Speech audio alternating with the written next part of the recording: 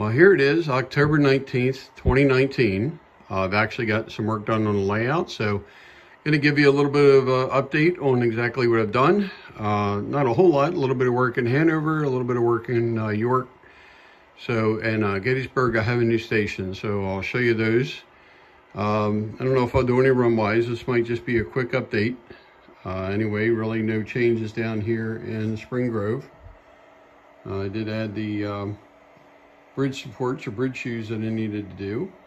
So come up here to Gettysburg, and my friend Dave Renard built the Reading station for me. Now in 1974, a friend of mine, Frank Rabel, took a picture of the station, and that's exactly how it was painted in 74. It was a pizza shop. So I've kind of replicated that in and add some color to the layout too. So I really like that part of it. It really stands out. Pretty much everything else has stayed the same in here. I haven't done any, you didn't even ballast that track that I put in the last time. So we'll come around, and I've started to fill in some of the spaces for the masonry, so I can, masonite for the fascias, so I can fill it in and paint it, and then eventually get the curtain down below. Really no change here at the Hanover and Lower Hanover, at the Helix, I'm sorry. I don't know if that was in the last time. It's a placeholder for the industry or the warehouse that's there. I come around here, there's no work on Upper Hanover that I did. Nothing really up there. In Lower Hanover, I haven't quite finished it, but I've got that building in there pretty much. Put the roadway in and everything leading up to it.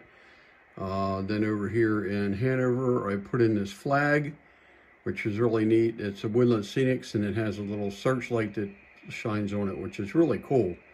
So I just installed that the other day. If we come down here, we'll see that we've added a couple structures down here, backdrops.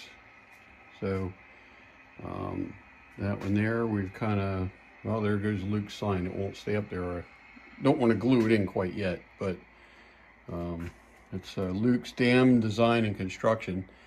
He's one of my guys, one of my younger guys in my group, and he likes designing and building dams, so even at 16 years old. So it's really cool to see him do that.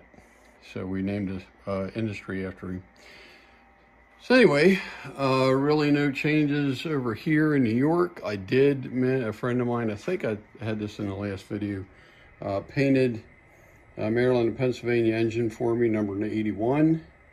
So, and another friend had put in a really nice sound system with constant lighting and a keep alive and everything. It's really a neat engine now. It's fun to switch the mom and pa train with that. That's actually a photograph of one of the industries that's up in York in that area. Didn't quite get the spacing right, so I'm gonna have to go up and stitch those together sometime later, or get some more pictures of that industry. So coming along, there's really no changes here. Well, in this area, I had a leftover from one of the buildings that I put together. And I just put the front up there. We'll detail that later. So I have a couple Walther Structures. So here I've put in, I think that's Williams Electric. So that's got a placeholder there for that industry. I started to cut up a piece of foam to, I have a couple downtown deco buildings to go in here. So kind of cut that out, and then it fell down on me. So come around here. Probably the biggest area that I've gotten work done in is actually over here in York, where I have, that's called Eisen's Plastics. I want to put some lighting in it, so I haven't completely glued that together. And then I have a building back there that I put in as a placeholder, and I've done a lot of work with that concrete patching material by DAP. I've gotten really good at it, and it really looks good. You just build a form with some thin plastic, and I found that now that you can actually use the Woodland Scenic's paving tape if you're careful.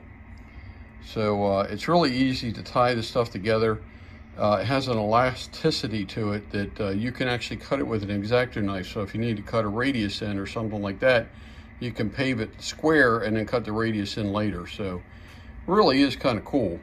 And I got, like I said, I got that off the Model Railroad Hobbyist magazine. So put the little booby trap back there, and a placeholder for another building just across from Eisen's Plastics.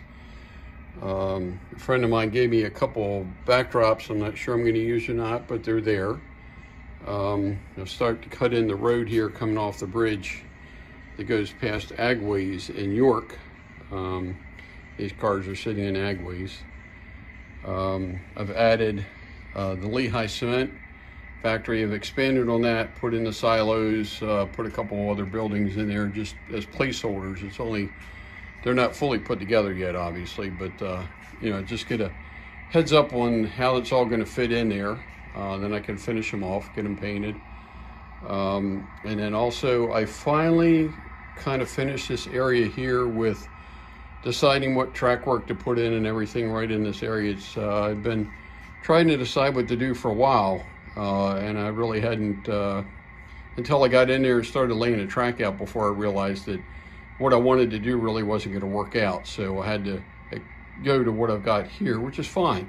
And this is actually a paper loading dock, which I built, which I got off the website, off of a website. It's really neat. Turns out well.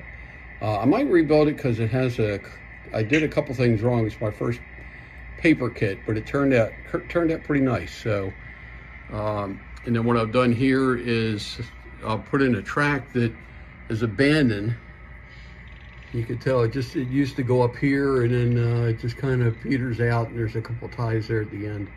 Obviously you can see there's going to road back there. Scenic the area. Leading into Lincoln Yard in York, there's a gravel road that leads in off of 462, PA 462. So I've put that in. So that runs around up to the loading dock, and I got to build the station, or build the engine house in York. Went up and took some pictures of that, so I just need to find the materials to build that. It goes where the chassis system engine is. So filled in some gaps in here. This is a building from Italia.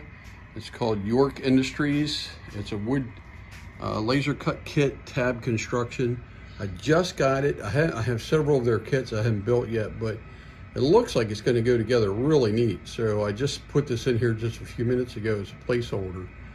And I'll put a loading dock across the front there, and you know, put the paving back there with parking lots and things like that. So in essence, that's pretty much all I've done over the summer, and really that's happened within the last few weeks. I was playing golf, and the two engineering jobs have been keeping me relatively busy. So and I guess you've all heard that the MB Klein's retail store is closing at the end of the month. I'm a little disappointed in that. I mean, I understand it's a business decision, but emotionally, you know, having been tied to the store for so many years, it's just a hard pill to swallow, I guess.